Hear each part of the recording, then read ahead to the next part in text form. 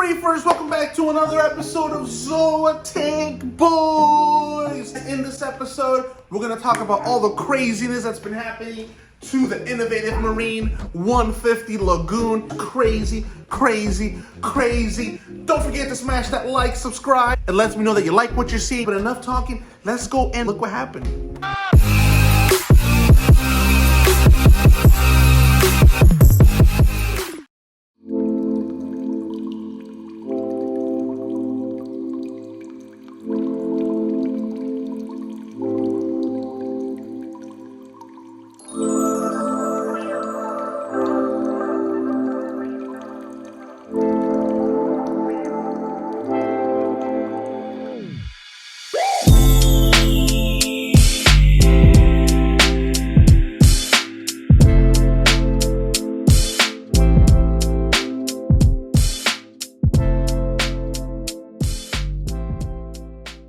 Alright, Reefers, so it's time for a long-awaited Reef update.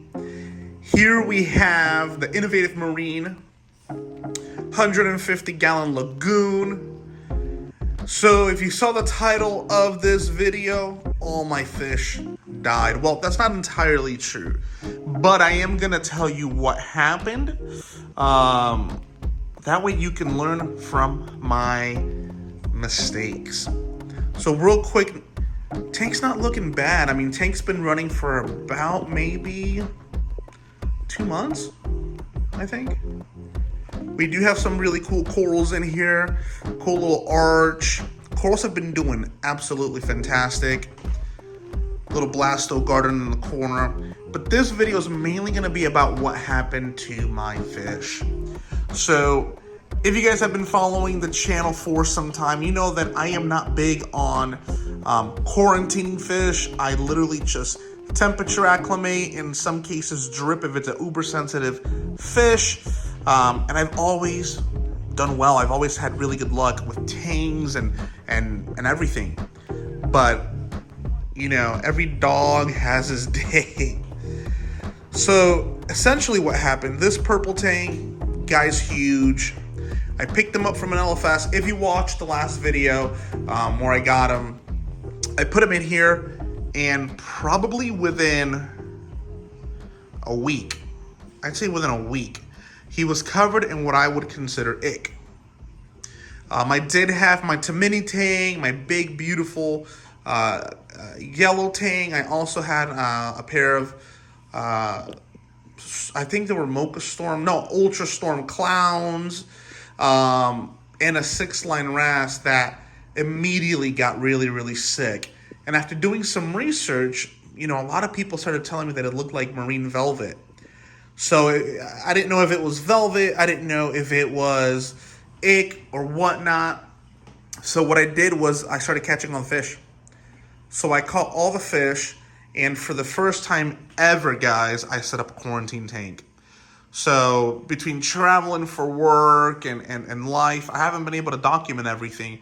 But I do have a quarantine system running up right now, which I'm not sure the full long-term strategy behind it.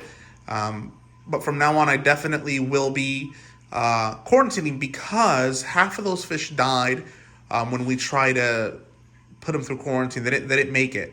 So the purple tang made it. Most of my wrasses made it.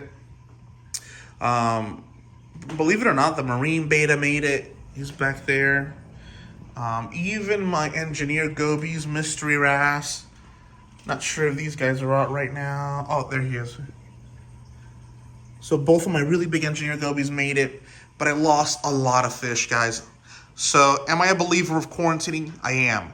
I did run copper for when I did the first acclimation. I actually did 2 acclimation periods. I did one with the copper treatment for about 2 weeks, and then the second treatment that I did, I pretty much just had him in the quarantine tank with no copper for about a month on his own. And he seems to be doing good.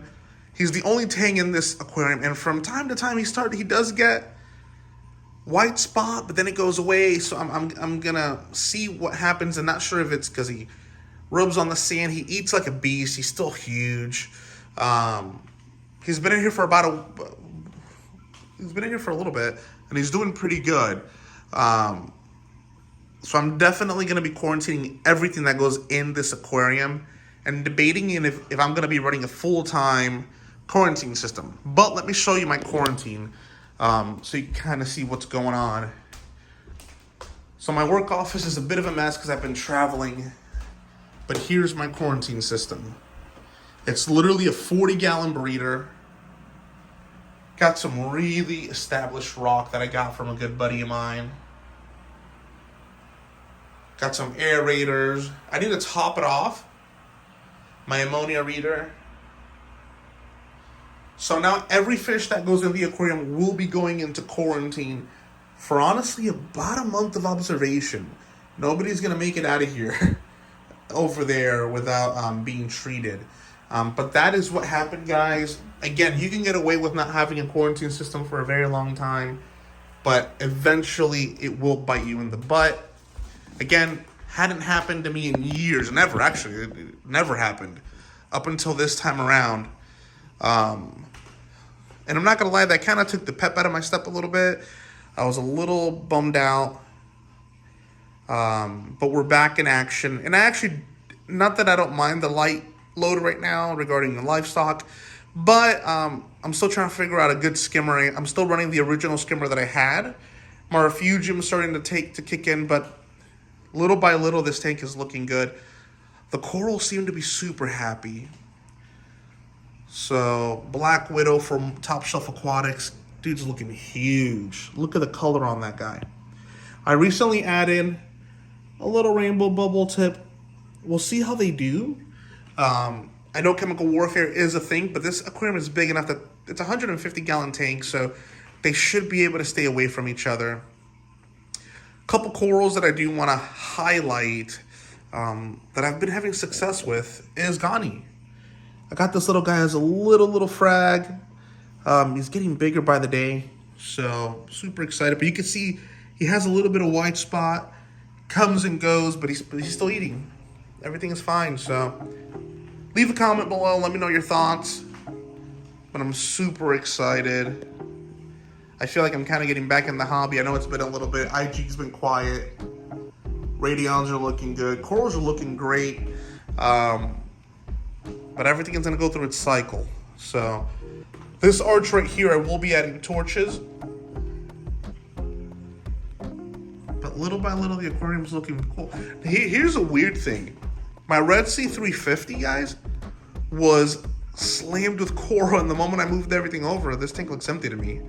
Which means I got to keep buying coral. Have a huge Raha Rampage colony right here, which I will be moving. Not sure where, but I will be moving him. I did lose a couple SPS along the move. But that's part of the hobby. So I look forward to documenting the process of adding fish and kind of seeing how that plays out. But don't forget to like, subscribe, leave a comment. Lets me know that you like what you're seeing. And let me know what kind of corals you like to see in here. I know this video isn't as crazy as most of them, but I'm just happy to be posting. I'm happy to be having the fish starting to do a little bit better, even though that tank might not look the best. I mean, he's eating. And I know with marine velvet, if it's velvet, man, the whole tank crashes within a week. I mean, probably within a week. Everything is dead. So everything has been in here for a couple weeks now. Doing good with the exception of a couple dots here and there on the tang. So I'm going to let it ride the course. And hopefully, we can get this tang ultimately happy. And no casualties. Because it's crazy, guys. I went without losing a fish for years when I had my Red Sea. So I know it's a matter of it's a newer aquarium and everything getting situated. I'm even thinking about getting a smaller cleaner wrasse because I know those do really well with and a cleaner shrimp. So, there's the big Frank back there doing really well. I love the dimensions of this tank. Oh, there's so many levels to it. Alrighty, guys, so I just fed a little bit of frozen food. And you can see, man, this purple tang is a beast. When he was in quarantine, I literally witnessed him eat a whole cube of a frozen food on his own, a whole cube, without skimming a beat, which was nuts.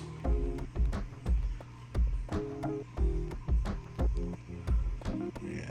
So I did run out of nori, so I am gonna go pick some up. But he usually eats about a sheet a day. He's a big guy though.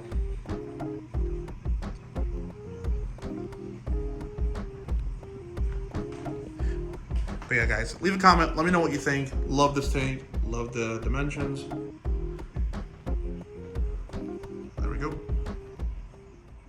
Alright, Reefers, so here I am doing a freshwater dip on the purple tang a couple weeks ago prior to putting him in quarantine. So happy to see him doing better, but it definitely was a journey. Alright, Reefers, so I hope you guys enjoyed this week's episode of Zoa Tank Boys.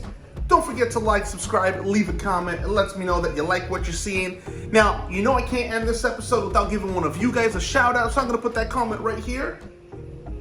Till next time, Zoa Tank Boys out.